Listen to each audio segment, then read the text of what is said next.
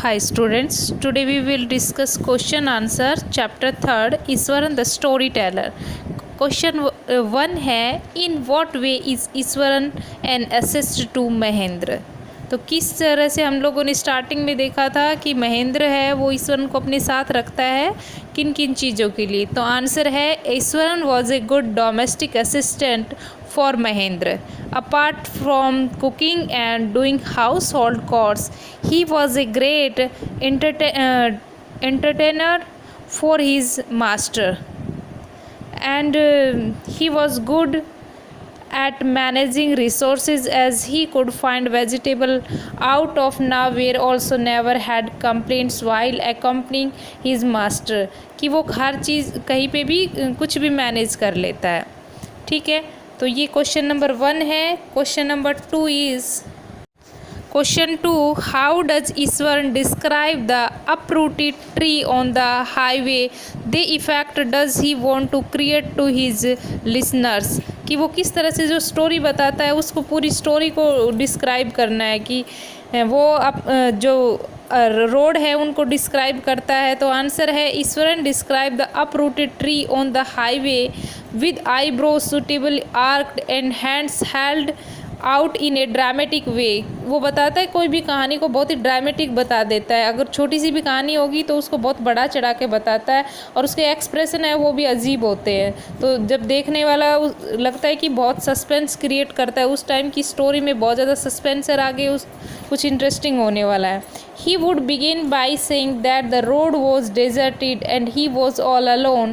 Suddenly he spotted something that looked like an enormous bushy beast laying spread across the road. He was half inclined to turn and go back, but as he came closer he saw that it was a fallen tree with its dry branches and spread out. The effect he wants to create is suspense and a surprise ending to every small incident that he narrated to his readers, कि वो story में कुछ नहीं होता था लेकिन ऐसे suspense create करता है और उस स्टोरी में वो ये बताता है कि उसने एक लाइक ए बीस्ट एक ट्री को देखा। पहले तो उसको बहुत ही बड़ा चढ़ा के डिस्क्राइब करता है, फिर पता चलता है कि वो तो सिर्फ एक ट्री था।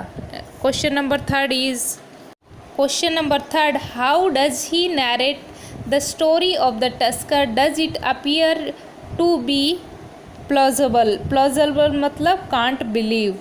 आंसर है he started the story of the elephant by giving a prologue in which he called elephants huge well-fed beasts.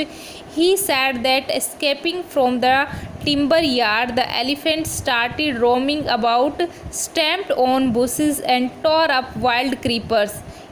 They then came to main road on the town and smashed all the stalls selling fruits and nuts and clothes, कि वो किस तरह से एक like a beast होता है elephant और वो क्या करता है जो टाउन है वहाँ पे बहुत सारी चीज़ों को डिस्टर्ब कर देता है, बुशेस और क्रीपर्स हैं उनको ख़त्म कर देता है, इवन वो फ्रूट्स मड स्पोर्ट्स और क्लोथ्स इन सब को भी स्मैश कर देता है, कुचल देता है।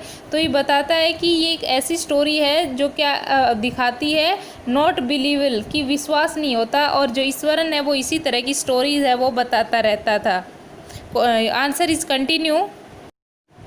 It then entered a school ground where the children were playing. All the teachers and students were so afraid that they climbed up to the terrace of the school building, कि सब बच्चे हैं वो उसके आने से डर जाते हैं, खेलते रहते हैं, और यहाँ तक कि टीचर्स हैं वो भी डर कर टेरिस पे चढ़ जाते हैं। According to Ishwar, he was studying in the junior class at that time. He grabbed a can from the hands of one of the teachers and run into the open. और ये अपने आप को describe कर रहा है कि मैं उस टाइम जूनियर में था ईश्वरन और मैंने मेरे टीचर के हाथ से स्टिक लिया और मैं ओपन ग्राउंड में आ गया। When the elephant was ready to rush towards him, he moved towards and whacked its third toenail, और उसके पैर के ऊपर उसने हिट किया।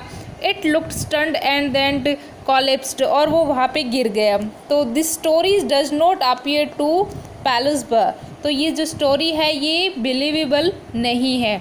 Question number 4 why does the author say that Iswaran seemed to more than make up for the absence of a TV in Mahendra's living quarters.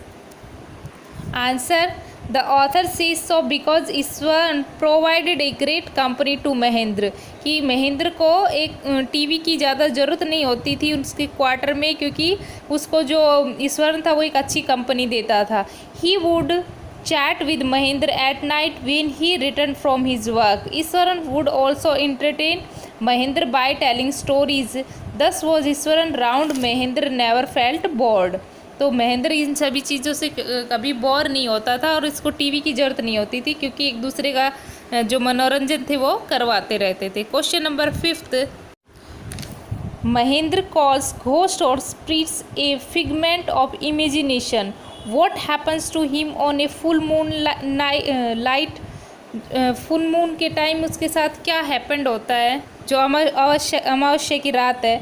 Answer. Mahendra calls ghost और spirits a figment of the imagination because Ishwar informed him that they were living on a burial sites and keep narrating to him stories of various ghost he himself had uncounted.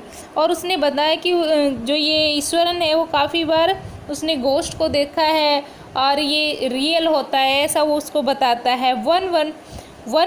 On one full moon night, Mahendra was woken up from his sleep by a low moan close of his window. At first, he thought that it was a cat prowling around for mice. पहले तो वो सोचता है कि शायद कोई cat है जो माउस के पीछे पड़ी हुई है. Answer is continue. But the sound was too deep and guttered for a cat. He resisted looking outside as he did not want to witness a sight that stops his heartbeat. Allowing himself to the level of the window sill, he looked out at the white sheets of moonlight outside. There, not too far away, was a dark cloudy form clutching a bundle. He broke into a cold sweat and fell back on the pillow, painting. हमने देखा था story में कि जो महेंद्र है वो window के पास जाकर चेक करता है. पहले तो उसको लगता है कि कैट की साउंड है, लेकिन उसको भी फिर इस तरह से मून लाइट देखता है तो उसको भी यकीन होता है कि हाँ यहाँ पे ज़रूर घोस्ट है, क्योंकि उस जो क्लाउड है उसमें उसको ऐसा लगता है कि कोई जो घोस्ट है उसने कुछ क्लचिंग कुछ बंडल को पकड़ रखा है.